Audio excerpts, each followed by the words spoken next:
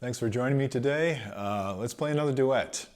I know that some of you just want to play. And so you might be a little bit frustrated by the commentary that I'm giving you here. But I hope that you stay open-minded and maybe learn something from it, especially if you first try and understand the suggestions I'm making and then put them into practice.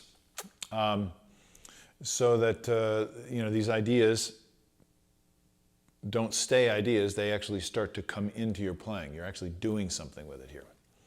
Now, for those of you who are impatient, I'm going to go ahead and just play through right now and then go back and make some comments.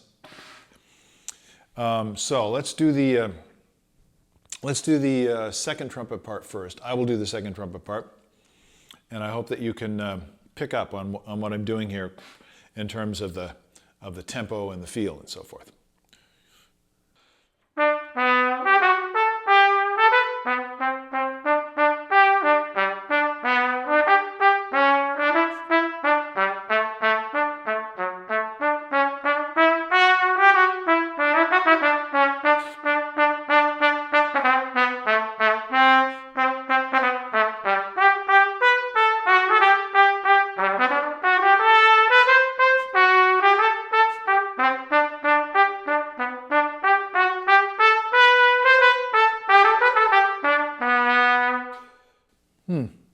Okay, I think that could be a little bit better, but that gives you something to work with anyway. What was I unhappy with? One of the problems that we have, that we generally share, is that when we're playing quicker moving notes, like you have the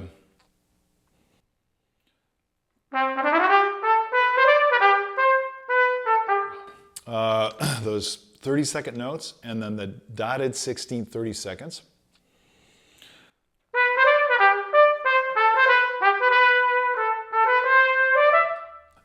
So you got a pretty quick subdivision.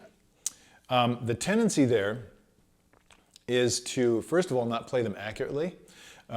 Most people play them not literal. And in this case, this is another march.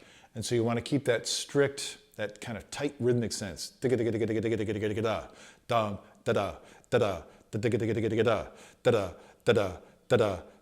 if you do that, and this is the way I practiced it so long as I can remember, here's your subdivision. You could make that with a metronome, but I like to do something physical, and for me, the double tongue is pretty easy at this point. So, then what I'm trying to do is catch that to feel that subdivision. And if it's not precise, it loses, in this style, it loses the rhythmic energy. So that's what you're hearing there. Now, what you hear a lot of people do when they play this, and it's understandable because it's harder to do it the way I was just explaining. It takes a little bit more skill.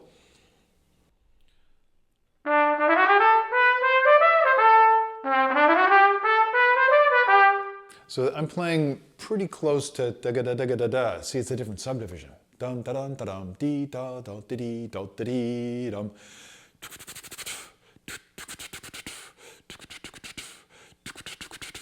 Da da dee da da.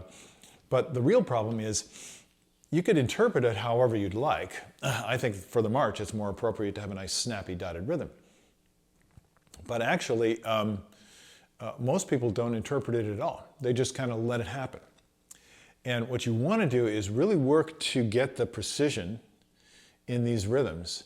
And then you can interpret it, you can do little things with it, make it a little bit more loose or make it a little bit tighter or flip the rhythm a little bit so it's even quicker. Now that opens the door for a lot of expressive possibility with these, with the dotted 8/16 or dotted 16 30 seconds in this case. And so that's a basic principle, but it starts with, can you play it accurately? Can you play it literally? Da-ga-da-ga-da-ga-da-da. Dun-da-dun-da-dun-da-dun-da-da. Da-da, da-da. That's exactly the way I practice it. It's pretty simple. It takes away the complexities of adding in actually trying to play the trumpet when you're doing that. And then you can work it back in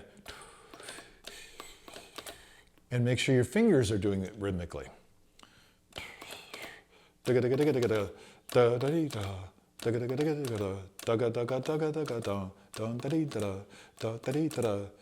You see, that's the way I would be practicing this, if it were a problem. Okay, now there's something else that goes along with this. And I'll mention it to you, and then I'm going to go ahead and play the second part. Oh, I guess I did play the second part. I'll go ahead and play the first part. And that is, when I look at the piece of music, it says it's a march, it says it's moderato.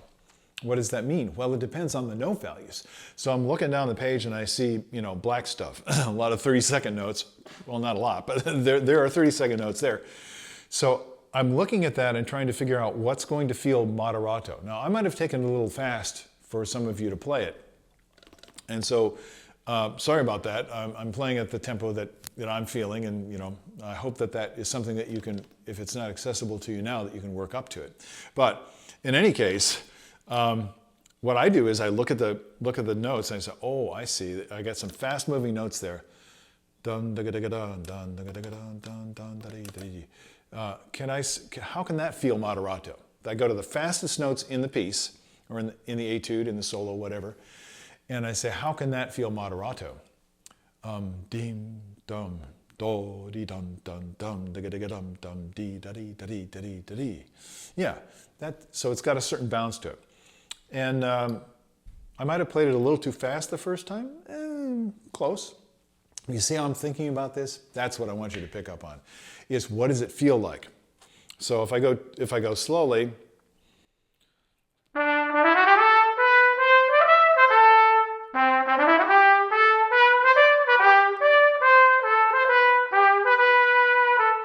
Now it's not really in 2/4 anymore. It's kind of in 4/8. You see, it feels different. Da da da da dum dum.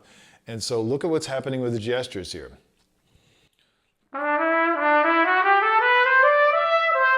So all you're doing is playing up a scale. So that's a gesture. If you slow it down too much, then the ear of the listener is attracted to each individual beat instead of to the longer gesture. So this is really, really important to balance all these things. It's not about right or wrong. It's about, as I've said before, it's about what works better, what tastes better, what is more effective musically. Okay, let me go ahead and play the first part so you have something else to play along with.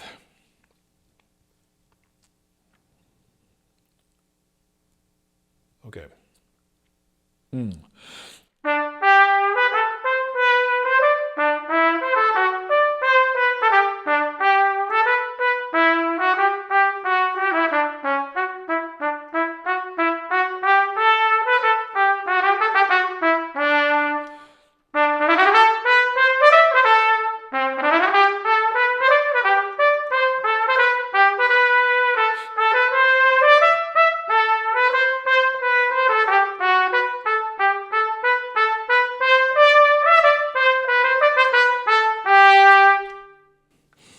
Okay, that's got a lot of energy to it.